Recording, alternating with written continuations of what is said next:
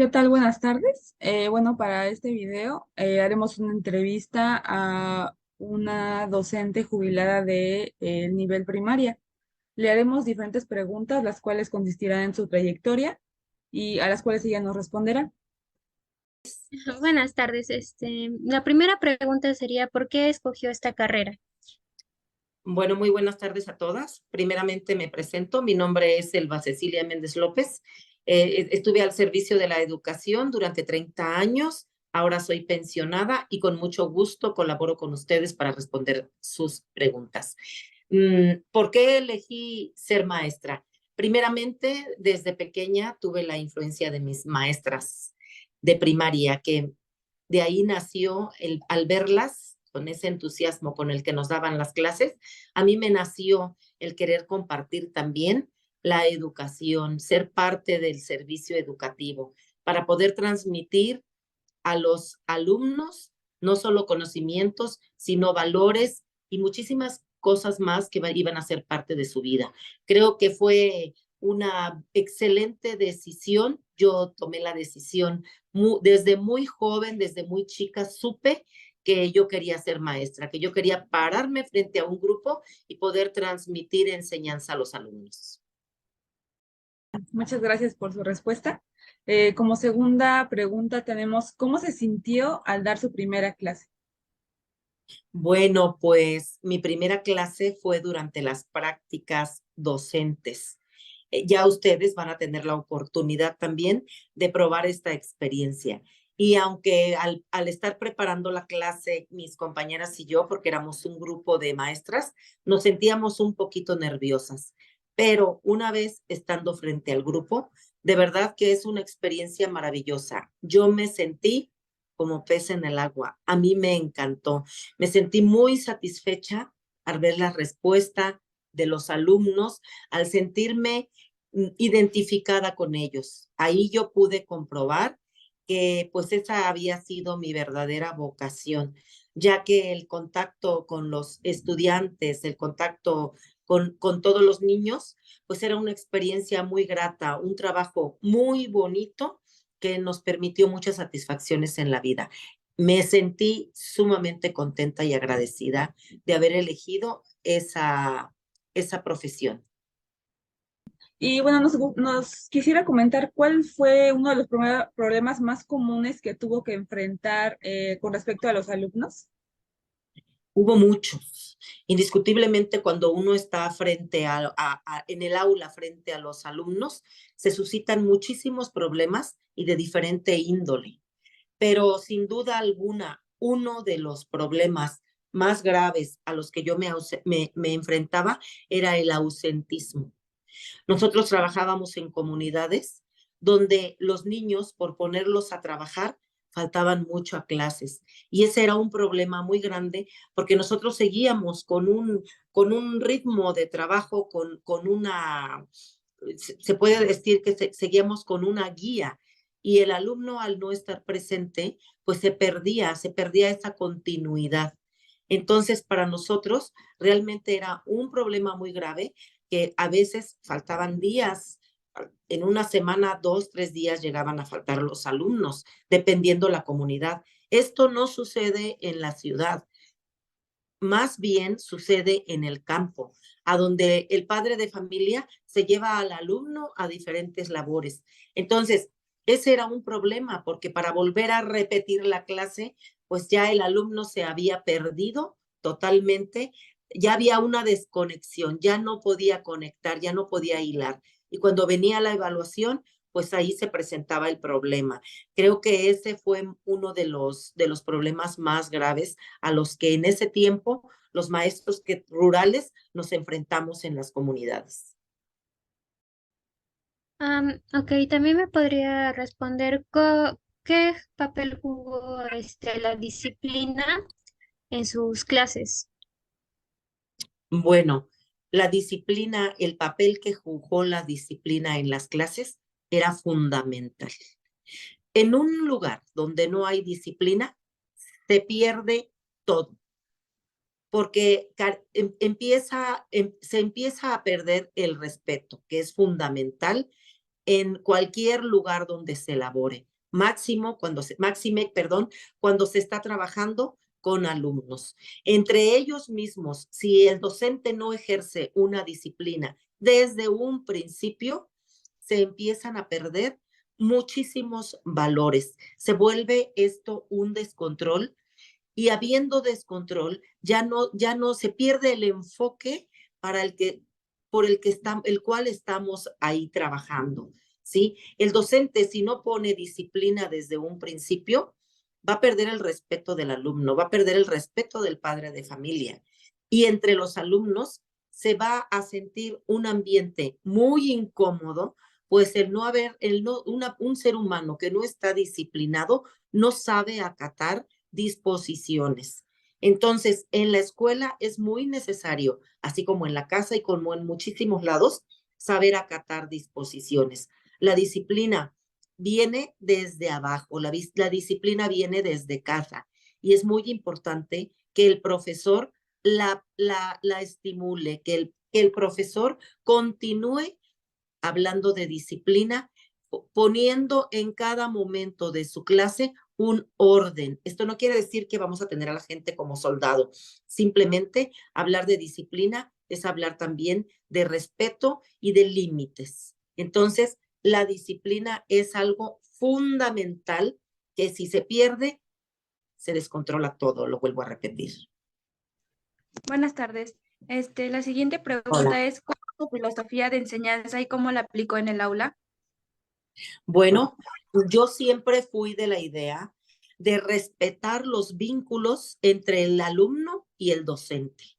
Cuando uno logra tener esa unión, ese vínculo, esa conexión alumno y maestro, eso se vuelve algo muy, muy grato y muy útil para la enseñanza. El poder tener como filosofía el respeto, la convivencia, el entenderse unos con otros, ayuda y facilita muchísimo a la educación. Cada alumno tiene diferentes necesidades. Entonces, cuando el maestro conecta esas necesidades con saber escucharlo, con aprender a guiar a aquel alumno, entonces ese vínculo se vuelve favorable a la educación.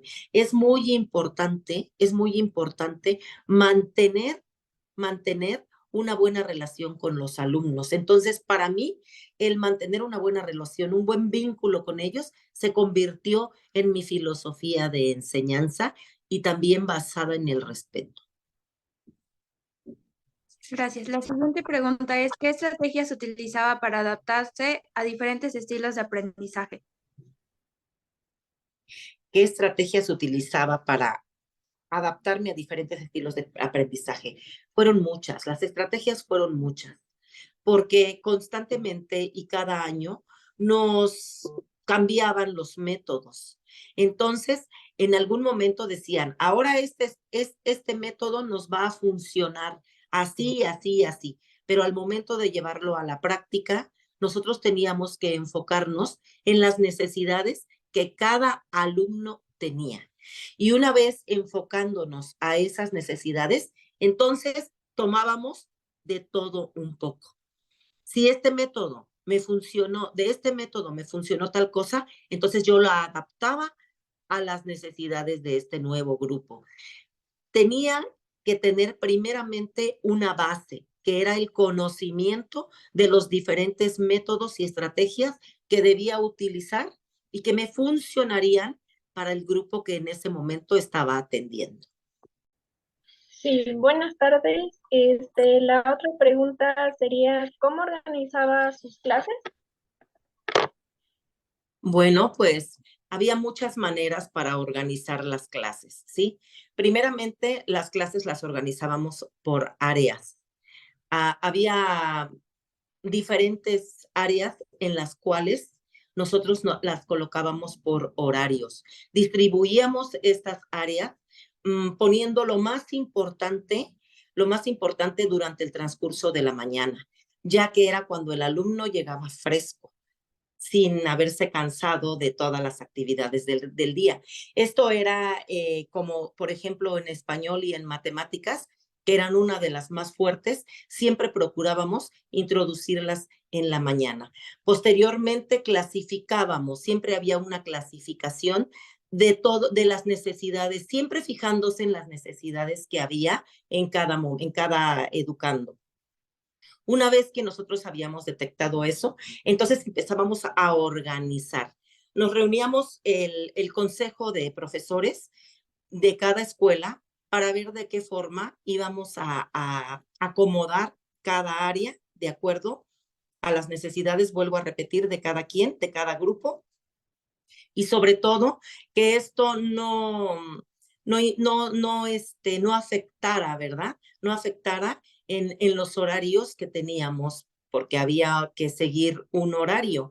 Y también teníamos, por ejemplo, áreas en las que eran un poquito más cargadas, más cargadas. Siempre había, por ejemplo, en matemáticas e historia, siempre se cargaba un poquito. Educación cívica era menos, entonces procurábamos distribuir estos horarios, estas áreas, de acuerdo también al contenido que tenía cada materia. Y ya así separábamos, distribuíamos y llegábamos a un acuerdo entre todos para poder meter también educación física, para poder meter artísticas, otras actividades con un poquito de menos, se puede decir, no importancia, porque todas las áreas son importantes, pero con un poquito de menos tiempo, ¿verdad? Que el programa no era tan amplio. Entonces, de esa forma, nosotros distribuíamos las áreas. Sí, está bien, muchas gracias. Entonces, siguiendo con esto, continuamos con la otra pregunta. Creo que durante su carrera algo que le haya sucedido, retos que se haya tenido que enfrentar a través de la trayectoria de su carrera. A muchos. Diariamente en la vida del maestro, todos los días son retos. Diario es un reto. Cada alumno es un reto, porque todos traen diferentes situaciones que afectan o que benefician en su aprendizaje, ¿sí? Influye mucho el hogar, de dónde viene el alumno, quién se hace cargo de él, porque muchas ocasiones a mí me tocaba que yo hacía una junta con los padres de familia y quienes llegaban eran los abuelitos. Eso no era el problema era que por no estar los padres al cuidado de los hijos, los dejaban al cuidado de otras personas que no tenían el mismo resultado. La responsabilidad 100% era del padre. Y cuando el padre no estaba presente, entonces venían otro tipo de situaciones que afectaban grandemente a la educación. Entonces, ese fue uno de los retos a los que a los que nos tuvimos que enfrentar. El otro de los retos también es cuando el alumno pierde el interés, cuando ya no hay interés, cuando él no se enfoca en lo que tiene que estar, sino que viene acarreando otro tipo de problemas y otro tipo de situaciones. Entonces, esto se aúna también al ausentismo. Son varias cosas, varios retos que se tuvieron que tomar. El desinterés por las clases, el ausentismo, lo que viene arrastrando desde su casa, toda la problemática que trae, y también otra cosa, el ser muchas veces tímido, el no fluir, el no hablar, eso nos impedía mucho conocer a fondo qué es lo que estaba sucediendo con el alumno. Entonces, el maestro, ¿qué tenía que hacer? Ganar su confianza para poder trascender, para poder eliminar ese reto y que existiera una comunicación, una fluidez, porque habiendo la comunicación maestro y alumno, todo esto iba a ser más fácil aún. Ok, me permito preguntarle, ¿cómo se adaptaba usted a las nuevas generaciones? Está bien dicho que cada niño o cada año son generaciones diferentes. ¿Usted cómo se adaptaba a eso?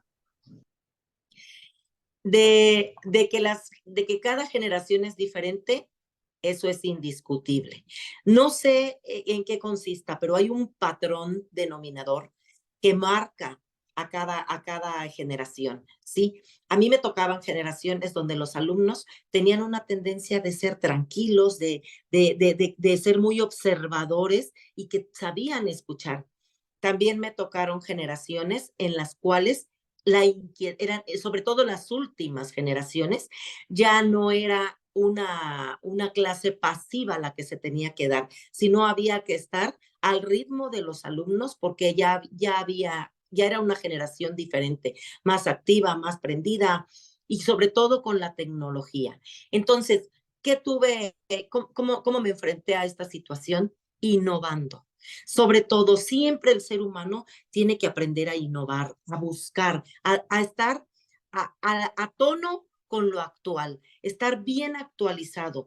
Aunque no era lo mío la tecnología, pero yo tuve que aprender. Entonces, yo me apoyaba muchas ocasiones con los mismos alumnos. Ellos son una herramienta fundamental para la vida del maestro. Nosotros vamos en un papel de enseñar, pero ellos son quienes nos enseñan muchas veces. Y se va dando, se va dando todo, porque todo va fluyendo. Pero lo indispensable en este caso, cuando te toca una generación diferente a lo que tú estás acostumbrado, es innovar, es volver a buscar, es brincar la barrera que crees que tener enfrente, porque no existen barreras, siempre y cuando uno esté dispuesto, uno tenga la disposición total de poder enfrentar cualquier reto que se venga. Entonces yo innovaba, yo buscaba, yo preguntaba con ellos mismos, escuchaba y juntos en equipo, con los mismos compañeros, pidiendo ayuda también. Había maestros más jóvenes y yo me acercaba y les decía, ¿en qué van? ¿Cómo te explicaron ahora? ¿Cómo te enseñaron ahora en la escuela? Mi enseñanza fue muy diferente. Entonces yo me apoyaba mucho en eso. Hacíamos un equipo en las juntas que teníamos del consejo. Ahí sacábamos todo este tipo de cosas, cómo hacer y nos apoyábamos unos con otros. Entonces fue así como nos pudimos adaptar. Ok, gracias. Continúo a preguntarle otra vez, ¿qué ha sido lo más difícil de su carrera como profesor? En todos los años que usted ejerció, ¿qué fue lo más difícil que pasó en su carrera? Mira, dos cosas. Una, lo mencioné hace un ratito, el desinterés tanto de los alumnos como de los padres de familia. Cuando no hay interés, yo podía luchar con un alumno de lento aprendizaje, pero si él tenía el interés, finalmente, aunque despacio, pero él ponía atención y él iba a aprender. Pero ante un alumno que no le importaba, que era descuidado, que no tenía interés por lo que tú le estabas explicando, ese era un problema verdadero al que yo me enfrentaba. Otro problema al que yo me enfrenté era también aunado con el desinterés, la falta de apoyo de los padres. Cuando el padre de familia deja al alumno y que se encargue el maestro porque el padre piensa que el responsable es el maestro, ahí se desconecta, ahí se pierde mucho, porque el alumno al ver que no hay la presión tal vez o no hay el interés de parte de su familia, no hay que se dediquen y que se sienten y a ver, vamos a repasar esto. La pregunta de todos los días, ¿qué aprendiste hoy en la escuela? O sea, sencillamente teniendo la atención por parte de los padres de familia, la comunicación con el maestro continua, eso es muy importante, pero cuando no existe eso, se convierte en un problema. Y yo me enfrentaba a ese problema porque había padres de familia que yo los veía una o dos veces al año.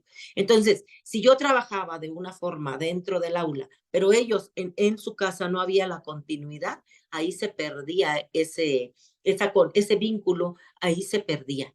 Y también otra situación que para mí fue problema, el número excesivo de alumnos. Nosotros tuvimos los últimos años de servicio alumnos en un aula de más de 50 alumnos y era un poquito complicado darle la atención adecuada a cada uno. Entonces siempre debe de haber un equilibrio. ¿A cuántas personas yo puedo atender? Porque cuando esto se va de mis manos, entonces ya no se puede hacer una revisión como se debe, sino que ya solamente se para uno frente al grupo a hacer una explicación general. Se pierde el contacto unitario con el alumno.